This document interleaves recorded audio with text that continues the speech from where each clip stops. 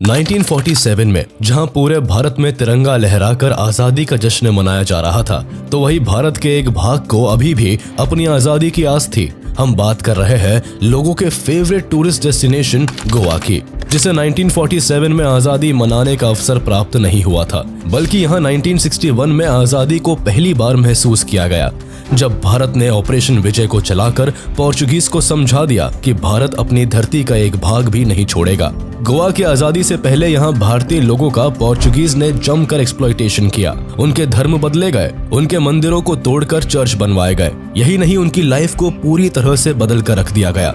लेकिन सोचने वाली बात यह है कि जब भारत 1947 में आजाद हो गया तो गोवा क्यों नहीं? क्यों पोर्चुगीज ब्रिटेन और फ्रांस की तरह भारत को छोड़कर नहीं गए? क्यों भारत ने 1961 तक अपने ही देश के एक हिस्से को छुड़वाने में इतना वक्त लगा दिया? और आखिर क्यों भारत को गोवा की आजादी के लिए ऑपरेशन विजय को चलाना पड़ा?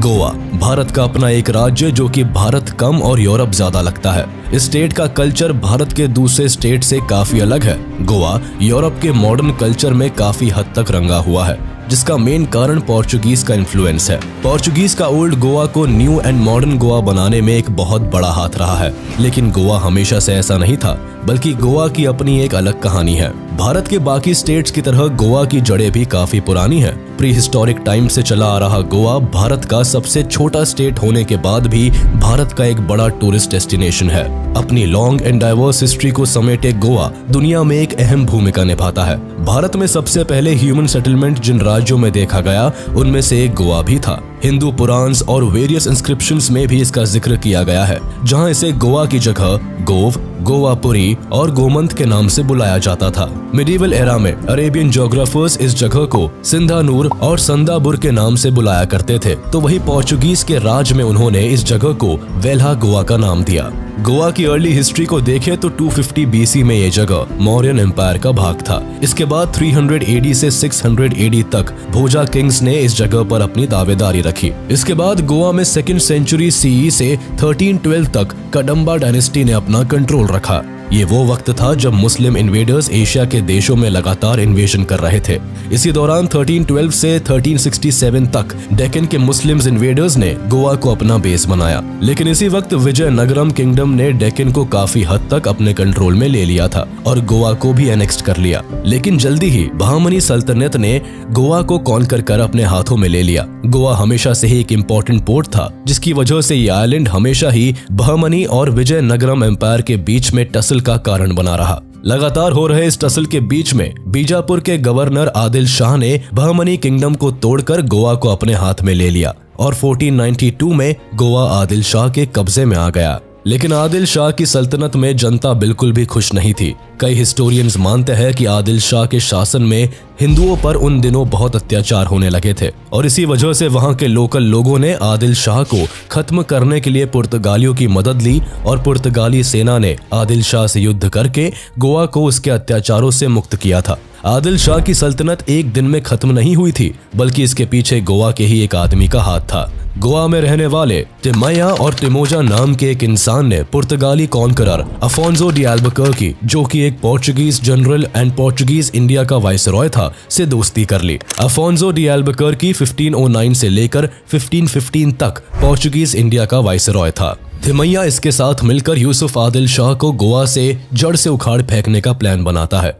हालांकि इनका ये प्लान पहली बार में सक्सेसफुल नहीं हुआ, लेकिन दूसरी बार अफोंसो डी अल्बुकर्की ने यूसुफ आदिल शाह को अपनी पूरी कोशिशों के साथ हरा दिया। लेकिन यहाँ गोवा की जनता को झटका तब लगा जब अफोंसो ने यूसुफ आदिल शाह को हराने के बाद भी गोवा से विदा नहीं ली और यहाँ रहकर गोवा में अपना शासन शुरू किया। तिमोजा को लगता था कि अफोंसो आदिल शाह को हराकर यहाँ अपना ट्रेड करेगा और गोवा के लोग अपनी जगह को अपने हिसाब से चलाएंगे। लेकिन अल्फोंसो ने गोवा पर अपनी पकड़ मजबूत कर ली और धीरे धीरे पोर्चुगल से कई लोग यहाँ आकर बसने लगे। अब गोवा पुर्तगालियों के इन्फ्लुएंस में आ गया। लेकिन आदिल शाह ने हिम्मत नहीं हारी और दोबारा से 3 महीने बाद अल्फोंसो से गोवा को छीनने की कोशिश की। हालांकि इस बार भी वो सफल नहीं हो पाया और इसी साल उसकी मौत हो गई। आदिल शाह ने लंबे समय तक गोवा पर राज किया, लेकिन उसकी डेथ के बाद उसकी वाइफ भी इस सल्तनत को प्रोटेक्ट नहीं कर पाई और 1510 में गोवा पोर्चुगीज के हाथों में चला गया। वेस्टर्न यूरोपियंस के लिए एशिया के दरवाजे वास्को डे गामा ने खोले थे। इन्होंने एक नहीं बल्कि कई बार एशिया का दौरा किया और केप ऑफ गुड होप को एशिया पहुंचने के लिए सबसे आसान रास्ता बताया। वास्को डे गामा एक पोर्चुगीज नेविगेटर एंड एक्सप्लोरर थे जिसने एशिया में बाकी सभी देशों को छोड़ केवल भारत में ही अपने पांव जमाने के बारे में सोचा और भारत के साउथ में सेटल होने लगे। लेकिन कुछ समय बाद पोर्चुगीज को समझ आया कि साउथ की जगह वेस्ट में जाए तो गोवा जैसे आइलैंड भी है जहां से इन्हें ट्रेड करने में और भी आसानी होगी। और इसी के चलते अफोंसो डी अल्बुकर्की ने गोवा में यूसुफ आदिल शाह को हराकर वहां पहली बार 1510 में अपनी पोर्चुगीज सेटलमेंट को एस्टैब्लिश किया। हालांकि पोर्चुगीज के वहां सेटल होने से लोकल लोग खुश नहीं थे, लेकिन उनके पास दूसरा कोई चारा भी नहीं था। पोर्चुगीज का गोवा को ही अपना सेटलमेंट बनाने के भी कई कारण थे। दरअसल पोर्चुगीज को एक स्ट्रॉन्ग नेवल बेस की तलाश थी जो उस समय गोवा के अलावा कहीं और नहीं हो सकता था। भारत के स्पाइसेस के कारण हमेशा से यूरोपियंस का भारत में ट्रेड को लेकर एक इंटरेस्ट बना रहता था। पोर्चुगीज ने जहां पर भी अपना सेटलमेंट बनाया वहां पर पॉलिटिकल कंट्रोल बनाए रखने के लिए रिलीजियस पॉलिसीज को यूज किया। भारत में भी पुर्तगालियों ने ऐसा ही किया। गोवा को अपने कंट्रोल में लेने के बाद पोर्चुगीज को क्रिश्चियनिटी को बढ़ावा देना था और इस काम के लिए उन्होंने गोवा में धड़ल्ले से लोगों के धर्म परिवर्तन करवाए और जिन्होंने ऐसा करने से मना किया उन्हें काफी बड़ी पनिशमेंट्स झेलनी पड़ी। इन सब के अलावा गोवा की स्ट्रैटेजिक लोकेशन को देखते हुए पोर्चुगीज समझ गए थे कि यहाँ से वो अपने ट्रेड रूट को आसानी से प्रोटेक्ट कर सकते हैं। इन सब के अलावा पोर्चुगीज का गोवा में इंटरेस्ट यहाँ की सेलिंग कंडीशंस और एक्सीलेंट हार्बर फैसिलिटीज को देखते हुए भी बिल्डअप हुआ था। गोवा पोर्चुगल का एशिया में फर्स्ट टेरिटोरियल पोजेशन था जिसे वो अपने हाथ से कभी भी किसी भी कीमत पर खोना नहीं चाहते थे और इसी के कारण पोर्चुगीज ने न केवल गोवा के जरिए ट्रेड को बढ़ावा दिया बल्कि यहाँ क्रिश्चियनिटी को भी प्रमोट करना शुरू कर दिया। यही नहीं, अपनी कॉलोनी को दूसरे यूरोपियन ट्रेडर्स से प्रोटेक्ट करने के लिए स्ट्रॉन्ग नेवल बेस बनाना शुरू कर दिया। फोर्टिफाइड फैक्ट्रीज बनने लगी और कुछ ही वक्त में इस जगह काफी सारे Portuguese as a farmers, retail traders and artisans के रूप में आकर सेटल होने लगे, जिनका काम यहाँ की औरतों से शादी करके यही सेटल्ड होने का था। यही सेटल्ड लोग और इनके डिसेंडेंट्स ने गोवा में एक प्रिविलेज्ड कास्ट हासिल कर ली और देखते ही देखते गोवा में एक लार्ज यूरेशियन पॉपुलेशन रहने लगी। पोर्चुगीज ने गोवा पर अपना स्ट्रॉन्ग कंट्रोल स्टैब्लिश करने के लिए यहाँ कई पॉलिसीज को लागू करना शुरू कर दिया। जैसे अब यहाँ पोर्चुगीज लैंग्वेज एंड कल्चर को गोवा के लोगों पर थोपा जाने लगा। इसके अलावा यहाँ Portuguese education, language and customs को इंट्रोड्यूस किया गया। बाकी धर्म परिवर्तन तो पोर्चुगीज का मेन मोटिव था ही। पोर्चुगीज ने गोवा में धर्म परिवर्तन के साथ साथ अधिकतर मंदिरों को भी तोड़वा दिया। उनका मानना था कि गोवा केवल एक क्रिश्चियन स्टेट बनकर ही रहेगा। पोर्चुगीज ने यहाँ कई चर्चेज और कई और फेमस यूरोपियन स्टाइल बिल्डिंग्स भी बनवाई, जिनमें basilica of Bom Jesus, Se cathedral, church of saint Francis of Assisi, fort Aguada और फोंटेनहर्स्ट स्ट्रक्चर शामिल है। शुरुआत में गोवा में सभी धर्मों को इक्वल ट्रीटमेंट मिलता था, लेकिन वक्त के साथ साथ यहाँ रिलीजियस इंटॉलरेंस बढ़ने लगा। हिंदूज के टेम्पल से लेकर मैरिजेस और क्रेमेशंस तक पर बैन लगा दिए गए थे। गोवा में अब इंडियन से ज्यादा वेस्टर्न इन्फ्लुएंस देखा जाने लगा, जिस कारण पोर्चुगीज कहने लगे कि अगर आपने गोवा को देखा है तो आपको लिस्बन देखने की कोई जरूरत नहीं। गोवा की सेनेट और म्यूनिसिपल चैम्बर का भी पोर्चुगल के किंग के साथ डायरेक्ट कम्युनिकेशन रहता था। इवन 1563 में गोवा के गवर्नर ने इसे पोर्चुगल की एक ऑफिशियल पार्लियामेंट सीट के तौर पर फिक्स करने का प्रपोजल भी रखा था। वही इससे पहले 1542 में सेंट फ्रांसिस जेवियर ने गोवा के आर्किटेक्चरल की तारीफ करते हुए इस जगह को लिस्बन से कंपेयर किया था। गोवा में अब दुनिया की वो बड़ी और कीमती चीजें मौजूद थी जो पूरे भारत में देखने को नहीं मिलती थी। गोवा के बाजारों और सड़कों पर बहरीन के pearls and coral, Chinese porcelain and silk, Portuguese velvet and finish textiles और काफी असरदार मेडिसिन जैसी चीजें तक बेची जाती थी। 16th सेंचुरी आने तक पोर्चुगीज भारत में अपनी पावर के एपेक्स पर पहुंच गए थे, लेकिन डचेस और ब्रिटिशर्स के भारत में आने से लेकर इंडिपेंडेंस तक पोर्चुगीज की पूरे भारत से पकड़ कमजोर होने लगी थी। लेकिन ब्रिटिशर्स के 200 सालों तक भारत पर राज करने के बाद भी गोवा पूरी तरह से पोर्चुगीज के कंट्रोल में ही रहा। ब्रिटिशर्स के भारत छोड़ने और भारत की आजादी के साथ ही गोवा के लोगों को भी अब लगने लगा कि कई 100 सालों से चले आ रहे पोर्चुगीज राज से उन्हें छुटकारा मिल जाएगा। लेकिन असल में ऐसा हुआ नहीं, बल्कि पोर्चुगीज तो अब गोवा को अपनी टेरिटरी का एक अहम हिस्सा मानने लगे थे और उनके हिसाब से गोवा अब उनका था, ना कि भारत का। हालांकि वो केवल पोर्चुगीज ही नहीं थे जिन्होंने भारत को छोड़कर न जाने का प्लान बनाया था, बल्कि पौंडीचेरी में फ्रांस ने भी अपने पांव जमाए हुए थे। लेकिन कुछ ही समय बाद 1 नवंबर 1954 को फ्रांस ने भारत के आगे सरेंडर कर दिया और बिना किसी कॉन्फ्लिक्ट के वो भारत को छोड़कर चले गए। लेकिन पोर्चुगीज को भारत सरकार के कहने पर भी ये समझ नहीं आया कि गोवा उनका नहीं, भारत का एक अहम हिस्सा है। इंडिपेंडेंस के बाद गोवा भारत के बाकी सभी स्टेट्स की तरह इंडिपेंडेंट नहीं हुआ था और यहाँ भी भारत के कुछ अन्य स्टेट्स की तरह टेंशन्स बरकरार थी। जूनागढ़, हैदराबाद, पौंडीचेरी, कश्मीर, गोवा जैसे कुछ क्षेत्र ऐसे थे जहां भारत लगातार अपना हक बनाने के लिए हर मुमकिन कोशिश कर रहा था। कश्मीर, जूनागढ़ और हैदराबाद पर पाकिस्तान की लगातार नजर बनी हुई थी। लेकिन यहाँ सोचने वाली बात यह है कि जब लक्षद्वीप जैसे बैरन आइलैंड तक को पाकिस्तान ने हथियाने की कोशिश की तो गोवा को क्यों नहीं? अब इस बात का साफ आंसर कल्चर डिफरेंस और पॉपुलेशन था। यानी पार्टीशन के बाद पहले ही रेड क्लिफ लाइन के थ्रू भारत और पाकिस्तान बट चुका था। दोनों देशों को उनकी सीमाओं का अंदाजा था और इसके हिसाब से गोवा भारत का एक हिस्सा था। दूसरा, पाकिस्तान आजादी के बाद भारत के केवल उन हिस्सों पर दावा कर रहा था जो या तो खुद भारत में शामिल नहीं होना चाहते थे या वहां की पॉपुलेशन मुस्लिम मेजॉरिटी थी। लेकिन गोवा में उस समय क्रिश्चियनिटी का इन्फ्लुएंस ज्यादा था, जिस कारण उनका गोवा पर फोकस कभी गया ही नहीं। गोवा को लेकर पाकिस्तान का दावा न करने का एक कारण ये भी था कि गोवा में भारत की आजादी के बाद भी पोर्चुगल्स का राज था और उस समय पाकिस्तान के पास इतनी ताकत नहीं थी कि वो भारत और पोर्चुगीज से एक साथ लड़ सके। भारत की आजादी के लिए पहली क्रांति की लड़ाई भले ही 1857 में लड़ी गई हो, लेकिन भारत के एक हिस्से में इससे पहले ही एक क्रांति हुई जो अंग्रेजों के खिलाफ नहीं बल्कि पुर्तगालियों के खिलाफ गोवा में 1555 में की गई थी। 1555 तक गोवा के लोग कैथोलिक प्रीस्ट के अत्याचार और एग्जॉर्बिटेंट लैंड रेवेन्यू से परेशान हो गए थे, जिस कारण उन्होंने पोर्चुगीज के खिलाफ क्रांति शुरू कर दी। लेकिन पोर्चुगीज ने इस क्रांति को बुरी तरह से कुचल दिया, जिसके बाद लंबे समय तक गोवा की जनता पोर्चुगीज के अत्याचारों तले ही दबी रही। इसके बाद मेजर क्रांति गोवा में 1787 में हुआ, जिसे पिंटो रिवॉल्ट और पिंटो कॉन्स्पिरेसी के नाम से जाना जाता है।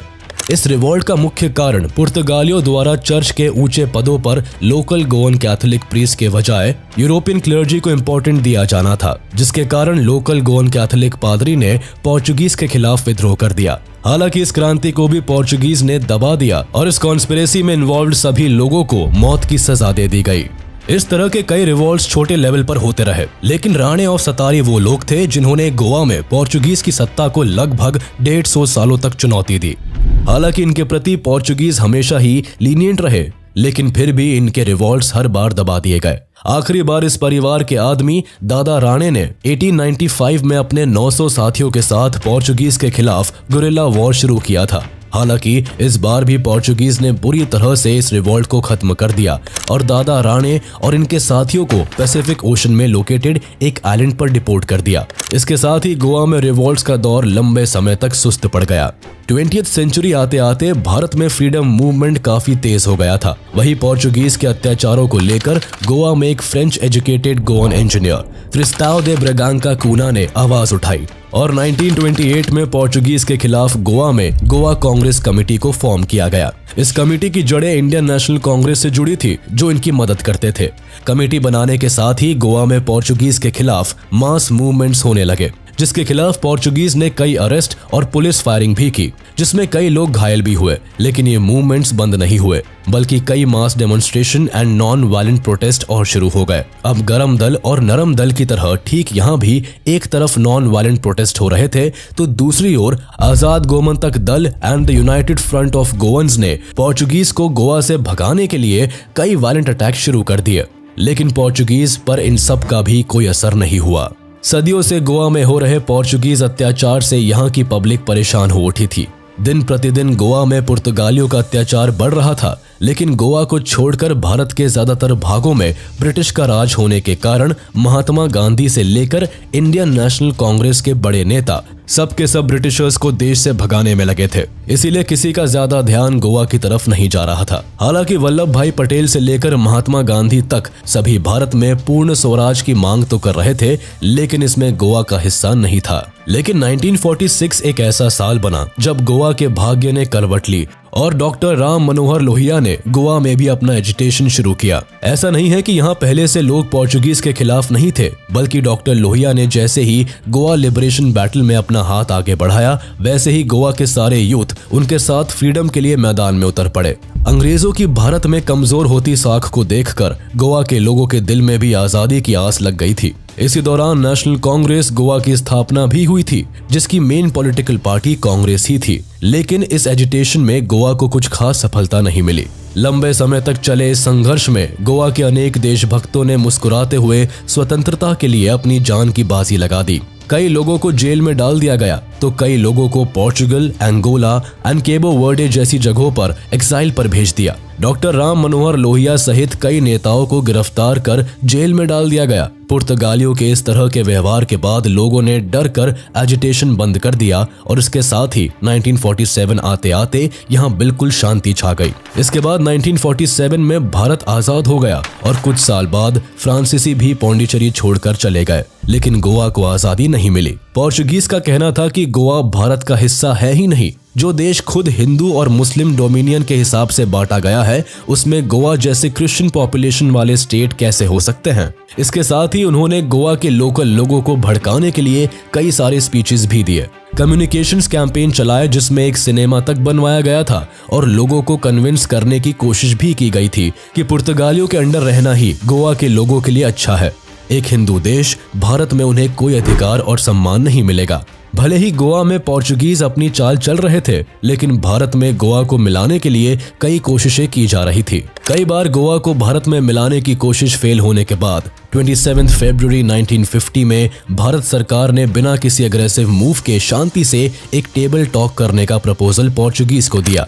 लेकिन पोर्चुगीज ने पंडित नेहरू के साथ किसी भी तरह के नेगोशिएशंस करने से साफ इनकार कर दिया और Portuguese prime minister Antonio de Oliveira Salazar ने भारत को साफ शब्दों में कहा कि गोवा पोर्चुगल की बाकी कॉलोनीज की तरह नहीं है, बल्कि ये पोर्चुगल का एक अहम हिस्सा है। सालाज़ार के इस स्टेटमेंट के बाद भारत ने जून 11, 1953 को लिस्बन से अपना डिप्लोमेटिक मिशन विड्रू कर लिया और इसी मुद्दे को लेकर दोनों देशों के बीच बात बिगड़ती चली गई। हर बार पोर्चुगीज एक ही जवाब दिया करते थे कि जब गोवा को पुर्तगालियों ने बसाया था तब रिपब्लिक ऑफ इंडिया नाम का कोई देश था ही नहीं, तो ऐसे में गोवा भारत का हिस्सा नहीं है। पोर्चुगीज के इस तरह के बिहेवियर के कारण अब भारत सरकार को कुछ सख्त कदम उठाने की जरूरत थी और इसीलिए 1954 में भारत सरकार ने गोवा से भारत के अन्य राज्यों के बीच ट्रैवल करने के लिए वीजा रिस्ट्रिक्शंस लगा दिया। इससे पोर्चुगीज को बहुत बड़ा धक्का लगा, क्योंकि अब वो गोवा से भारत के दूसरे स्टेट्स के बीच ट्रैवल नहीं कर सकते थे। इसके बाद अपना अगला कदम उठाते हुए भारत ने गोवा पर कई सारे इकोनॉमिक सैंक्शंस लगा दिए, जिसके कारण पोर्चुगीज भारत के दूसरे हिस्से से सामान मंगवाने और बेचने का हक खो बैठे। गवर्नमेंट के एक्शन से गोवा के फ्रीडम फाइटर को काफी प्रोत्साहन मिला और गोवा के अंदर उन्होंने क्रांति शुरू कर दी। इसके कुछ समय बाद कुछ हथियारबंद क्रांतिकारियों ने मिलकर 1954 में दादरा और नगर हवेली से पोर्चुगीज पुलिस को मार भगाया और इन जगहों को स्वतंत्र कर लिया। ये इंसिडेंट भारत के लिए एक बड़ी जीत और पुर्तगालियों के मुंह पर हार का एक जोरदार तमाचा था। इस जीत से इंस्पायर होकर 1955 में हजारों निहत्थे लोगों की भीड़ ने गोवा में एंटर करने की कोशिश की, जिसे देखकर पुर्तगाली पुलिस ने उन पर फायरिंग शुरू कर दी। ये लोग ज्यादातर विमोचन सहायक समिति और इंडियन कांग्रेस गोवा से थे, लेकिन इनके साथ बहुत ही बुरा सलूक किया गया और गोवा लिबरेशन के इस अटेम्प्ट को ब्रुटैलिटी के साथ खत्म कर दिया गया। इस हत्याकांड से आहत होकर भारत सरकार ने 1955 में गोवा से अपना कॉन्सुल ऑफिस भी बंद कर दिया। अब तक पंडित नेहरू शांति से गोवा को भारत में मिलाने की कोशिश कर रहे थे। उनका मानना था कि सत्याग्रह से भारत आजाद हुआ है तो गोवा भी हो जाएगा, लेकिन ऐसा कुछ होता हुआ दिखाई नहीं दे रहा था। ऐसे में सवाल उठता है कि प्राइम मिनिस्टर जवाहरलाल नेहरू ने आर्मी को भेजकर हैदराबाद की तरह गोवा का एनेक्सेशन क्यों नहीं करवा दिया? तो इसका एक कारण था अमेरिका एंड नेटो। दरअसल पोर्चुगल नेटो का मेंबर था। ऐसे में अगर भारत पोर्चुगीज के खिलाफ युद्ध करता तो बहुत हद तक ये संभावना थी कि नेटो एंड अमेरिका इस युद्ध में पोर्चुगीज की तरफ से लड़ने आते। इसलिए भारत अब तक चुप था। लेकिन 1955 के मैसेकर ने भारत को एक बहुत ही स्ट्रॉन्ग होल्ड दे दिया था। इस एक इंसिडेंट ने भारत के लोगों के बीच पोर्चुगीज के लिए काफी गुस्सा पैदा कर दिया था। अब पंडित नेहरू को गोवा की फ्रीडम के लिए सख्त कदम उठाने की जरूरत आन पड़ी थी। अब इस मामले ने इंटरनेशनल लेवल पर तूल पकड़ ली थी। पुर्तगाल की लाख कोशिशों के बावजूद विश्व के बड़े बड़े देश भारत के साथ आ खड़े हुए। यूएसएसआर भी इन देशों में से एक था। अमेरिका ने भारत से इस मामले को बिना किसी आर्म्ड कॉन्फ्लिक्ट के पीसफुली रिजॉल्व करने की सलाह दी थी। हालांकि साबरमती नाम की एक पैसेंजर बोट पर बिना किसी बात के जब पोर्चुगीज ने फायरिंग कर कई भारतीय लोगों को मौत के घाट उतार दिया, तो जवाहरलाल नेहरू ने डिसाइड कर लिया कि अब टेबल टॉक का टाइम निकल गया और पोर्चुगीज को उन्हीं की भाषा में समझाना जरूरी है। और इसी के साथ शुरू होता है भारत का ऑपरेशन विजय। सबसे पहले अगस्त 1961 में भारत सरकार ने दादरा एंड नागर हवेली को भारत में शामिल कर लिया, पर इसके बाद भी पोर्चुगीज गोवा को न छोड़कर जाने के अपने डिसीजन को लेकर अटल रहे। हालांकि इस वक्त तक उन्हें इस बात का अंदाजा हो गया था कि भारत अब गोवा को कभी भी उनसे छीन सकता है, जिस कारण पोर्चुगीज ने अपने बच्चों और सभी महिलाओं को पोर्चुगल वापस भेज दिया और खुद गोवा की देखरेख करने के लिए गोवा में बने रहे। ऑपरेशन विजय को शुरू करने से पहले प्रधानमंत्री जवाहरलाल नेहरू ने मीडिया में कंफर्म कर दिया था कि अब वो हर हाल में गोवा को भारत में शामिल करके ही दम लेंगे। बस फिर क्या था। 17 दिसंबर 1961 के अर्ली आवर्स में इंडियन आर्मी ऑपरेशन विजय को लॉन्च करता है और army, navy and air force Goa को चारों ओर से घेर लेती है। पोर्चुगीज के पास इतना दम नहीं था कि वो भारत को हरा सके और हुआ भी कुछ ऐसा ही। 18 दिसंबर की इवनिंग तक इंडियन सोल्जर्स ने मोस्ट ऑफ द गोवा को पोर्चुगीज फोर्सेस से मुक्त करवा लिया था और केवल 36 घंटों में गोवा को भारत में शामिल कर लिया। पोर्चुगल से गोवा में इंडियन फोर्सेस का सामना कर रहे पोर्चुगीज आर्मी को साफ निर्देश दिए गए थे कि गोवा को जीतने के लिए उन्हें अपनी जी जान लगा देनी है और अगर अब भी वो गोवा को हासिल करने में कामयाब न हो पाए तो स्कॉच्ड अर्थ पॉलिसी को लागू करते हुए उन्हें पूरे गोवा को बर्बाद करके ही बाहर निकलना है। स्कॉच्ड अर्थ पॉलिसी के थ्रू हर उस मुमकिन चीज को तहस नहस कर दिया जाता है जो एनिमी के लिए यूजफुल हो। हालांकि इंडियन आर्मी की स्ट्रेंथ और पावर को देखते हुए Portuguese prime minister and dictator Salazar के आदेश के बावजूद गवर्नर जनरल मैनुअल एंटोनियो वसालो ए सिल्वा ने अपने साथियों की जान के मायने समझते हुए भारतीय सोल्जर्स के आगे सरेंडर करने का डिसीजन ले लिया। मैनुअल एंटोनियो इस बात को अच्छे से जानते थे कि पोर्चुगल से उनकी मदद के लिए कोई रीइंफोर्समेंट नहीं आने वाला है, क्योंकि उन दिनों सुएज कैनाल क्राइसिस चल रहा था और इजिप्ट ने ये कैनाल लगभग सभी वेस्टर्न कंट्रीज के लिए बंद कर रखी थी, इसलिए पोर्चुगीज रीइंफोर्समेंट आने की संभावना भी नहीं थी। फाइनली 30,000 स्ट्रॉन्ग इंडियन ट्रूप्स के सामने मैनुअल एंटोनियो ने अपने सभी पोर्चुगीज आर्म्ड पर्सनल के साथ इंडियन आर्मी के आगे सरेंडर कर दिया, जिसके बाद 19 दिसंबर को एक सेरेमनी के तहत दोनों देशों के बीच इंस्ट्रूमेंट ऑफ सरेंडर साइन किया गया। इस सिग्नेचर के साथ ही पोर्चुगीज का गोवा से 451 सालों का रूल खत्म हो गया।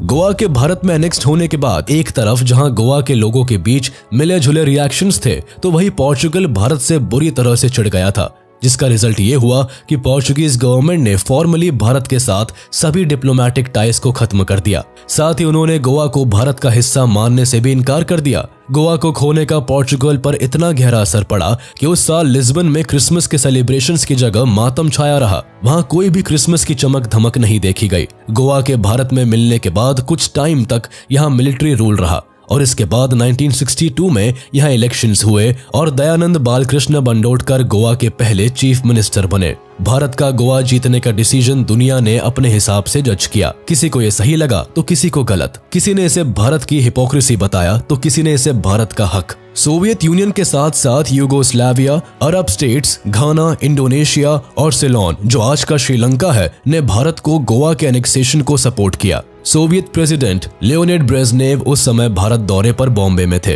तब उन्होंने कहा था कि यूएसएसआर पूरी तरह से भारत के साथ सिंपैथी रखता है और पोर्चुगीज कोलोनियलिज्म के खिलाफ भारत के गोवा के लिबरेशन को पूरी तरह से सपोर्ट करता है। सोवियत प्रीमियर निकिता क्रुश्चेव ने लेटर लिखकर प्रधानमंत्री नेहरू से कहा था कि भारत से पोर्चुगीज कोलोनियलिज्म को खत्म करने के लिए भारत ने जो भी कदम उठाए हैं वो बिल्कुल लॉफुल एंड जस्टिफाइड है। वही America, United Nation, NATO, United Kingdom, Canada, Australia, New Zealand, France, Netherlands, Spain, West Germany and Pakistan ने भारत के इस स्टेप को क्रिटिसाइज करते हुए नेगेटिव और गलत का करार दिया। इसी के साथ गोवा आज न केवल 15 अगस्त को आज़ादी का महोत्सव मनाता है, बल्कि 19 दिसंबर को भी गोवा अपने लिबरेशन डे के तौर पर मनाता है।